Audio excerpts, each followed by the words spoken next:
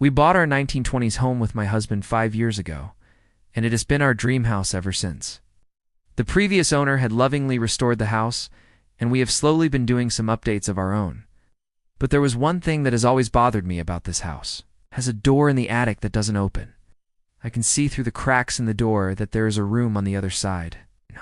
And if I knock on it, I can hear what's going on the other side of the door. We are fairly certain that this door leads to an illegal room where the previous owner of the house hid moonshine during the days of Prohibition. This is just speculation, though, because no one knows the history behind this house. We had this awesome plan to turn our attic into a cozy master suite. So we thought, why not just take down the door and tackle the room later? Sounds simple, right? Well, life got in the way, and we never finished the project. It's been 5 years, and the door is still there. One weekend, I decided that I wanted to get up in the attic and clean it out. I haven't been up there for a while, and I needed to get some Christmas decorations out. As I walked into the attic, I could see the door. Every time I go up into the attic, I try the door, but it never opens, so I tried it again. To my surprise, the door opened. My first thought was, how did I not notice that this door opened?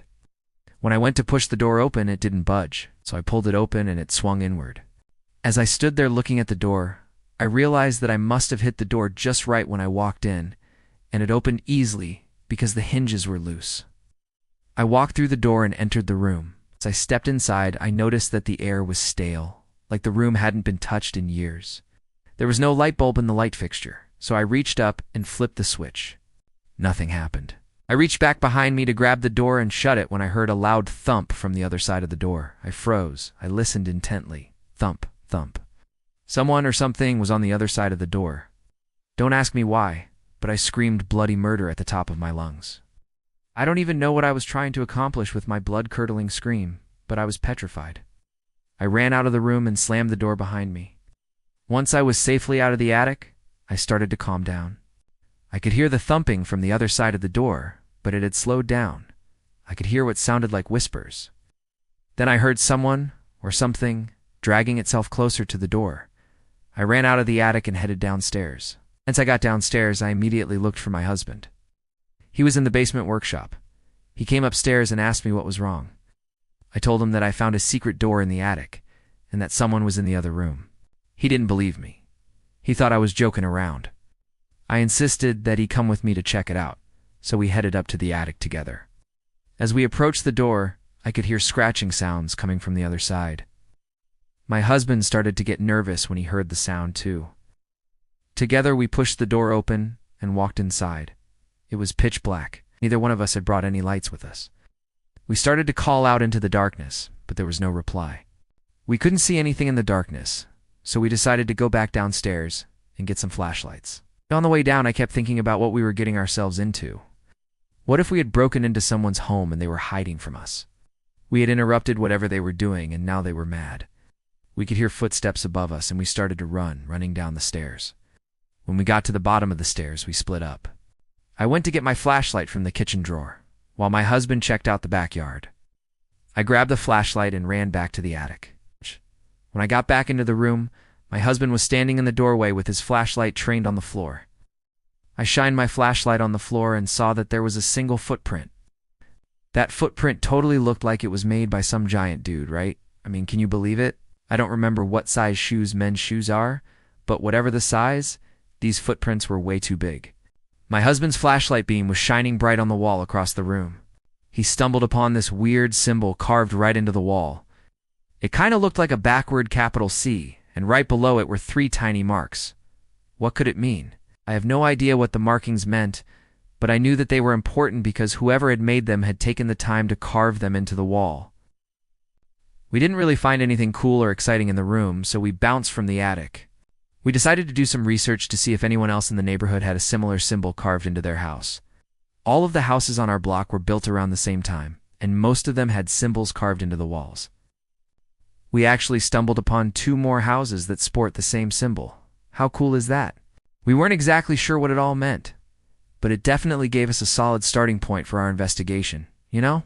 We started talking to the neighbors to see if anyone knew anything about the history of the houses or the symbol. According to the neighbors, all of the houses on the block were built by the same builder. but no one knew anything else about the houses. One of the neighbors said she had seen an episode of an old TV show where they were renovating a house, and they found hidden messages carved into the walls. She totally suggested we give that a shot too, and I think we should. As soon as it got dark, we grabbed our flashlights and started scanning the walls, searching for any cool markings. We didn't find anything in the living room, dining room, or kitchen. But in the bathroom, we found a small marking carved into the wall next to the bathtub. It was a backwards C with 3 marks below it. Next, we went into the bedrooms. In one of the bedrooms, we found more markings. So picture this. It was a backward C, and it had 4 lines chilling underneath it. In another bedroom, we stumbled upon this funky backward C with 5 lines underneath it. How weird is that? It was obvious that these markings were important. We just had to figure out what they meant. We decided to head down to the basement to see if we could find anything down there. We didn't have much luck until we found an old wooden box in the corner. Inside the box, we found an old book. The book was filled with handwritten notes. Handwriting was very neat and spelled out in full sentences. The book wasn't filled with cryptic messages, but it did have some interesting information. In one entry, the homeowner had written about how he had recently discovered some old documents in the attic. According to the documents, the house had originally been built as a single-family dwelling. However, the owner had made arrangements to have a portion of the house separated in case prohibition was repealed. That way, he could rent out the second part of the house. The homeowner wrote that he had no idea how many people lived in the other part of the house. But he had heard rumors that they had something to do with moonshine. We didn't find anything else of interest in the basement, so we headed back upstairs. At this point, it was clear to us that the secret room in the attic was where the other part of the house had been converted off.